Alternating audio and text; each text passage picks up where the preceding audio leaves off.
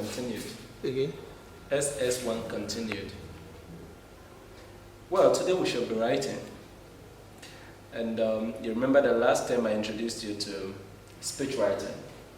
This time we're going to build on what we did last time and make it even broader.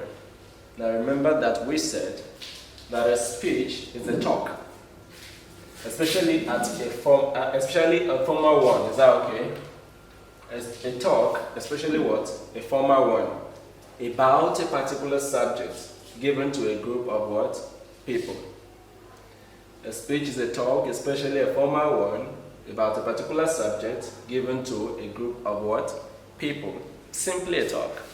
You attend graduation parties in your school and you hear the director come out and give a welcome address. He gives a very lengthy speech sometimes, and you listen to some speeches even in your churches and some other places where people come out to give a speech. Now, you discover that it is basically a talk. And that talk has a structure which we'll get to study in the course of this class. But for now, you need to note that it is basically what? A talk. And a speech is to be delivered orally. In other words, it's an oral thing. It's what? An oral thing. It's done orally. Even though it's written on paper, but it's to be delivered what? Orally. Now, in giving a speech, the most important factor is the audience. Is what? The audience. The audience remains your number one factor. So, in our tips on how to make a good speech, the first thing we're going to consider is who are your audience. We need to identify our audience. Are they your classmates? Are they older persons? Are they older persons? You need to consider that, because if you're writing to your classmates, there's a language level you'll use, and if you're writing to older persons, there's also a language you're going to employ. Then we're also going to consider what are the interests of your audience. What do your audience want to hear? Like, what things impress them? What information is likely to stimulate their interest? What sort of information will you bring into the speech to stimulate their interest in your speech? You have to put that into consideration. And then, what level of language will be suitable for your audience? And if you're writing to your classmates, that speech could be a bit informal. But if you're writing to older persons, your language is going to be a bit formal. And then you need to also consider the purpose of your speech. If you're writing just on a given subject, you need to put that into consideration. If you're writing on a graduation ceremony, you need to put that into consideration. If it's a send-forth party, you need to put certain things into consideration. So you need to know the purpose of your speech to be able to effectively write on that. First thing we need to note is a speech is not just a composition where you pick up your pen and begin to write. After you've written the title, you begin to pour out, like in the cases of a narrative or descriptive or argumentative. A speech has its own structure, which we need to comply with. The structure entails the title. Your title must always begin with a speech. Is that okay?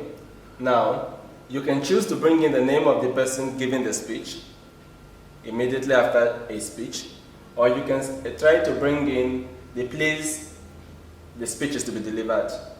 Like, for example, a speech to be delivered, maybe bring in the occasion, maybe at the send-forth party of Mr. Caleb on the 25th of December 2015 at the school hall. That can be a heading. Or you can do it this way: a speech of Amenzi on the need for good study habits. I left 3 dots because there are more words there which are omitted. Delivered at the assembly on 29th May 2020. Your title can take this format. Is that okay?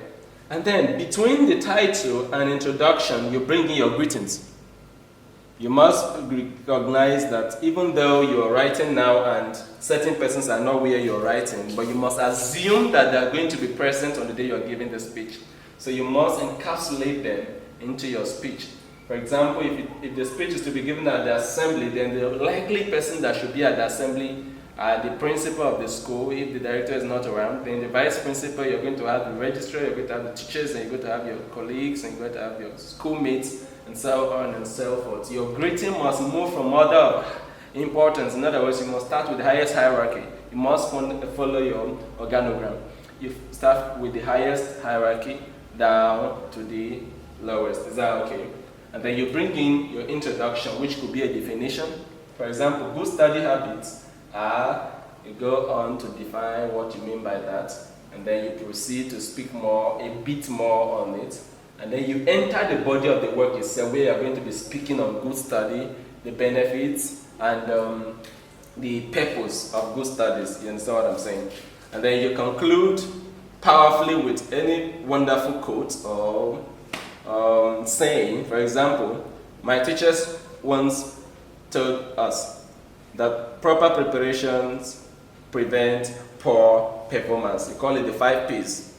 We titled it the 5 P's. Proper preparation prevents poor performance. And for those who aim for the skies, they must always remember that a good study coupled with hard work is the benefit of greatness and is the way to attaining the greatest height in life. And you conclude like that. Now, you must note that the speech is written in the present tense. In other words, you don't bring in the past. Except maybe if you're quoting someone or doing something about the speech is in the present tense. You don't use past tense to report. You use the present tense, the simple present in particular. Is that okay?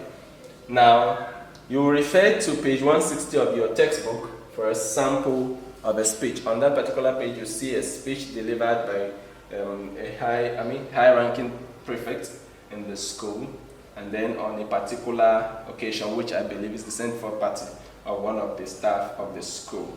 Then when you go through that sample, you're going to do this activity for me. You're going to write a speech to be delivered at your morning assembly on the need for good study habits for successful performance in examinations. Write a speech to be delivered at your morning assembly on the need for good study habits for successful performance in examinations. Now, you will use this sample to do that. And I believe that if you can get this structure properly, then you are done and dusted with speech writing. Now, study the speech on that particular page and try to give a speech at home as well as you do the assignment. God help you. Is that okay? Thank you very much for today's class. See you in the next class.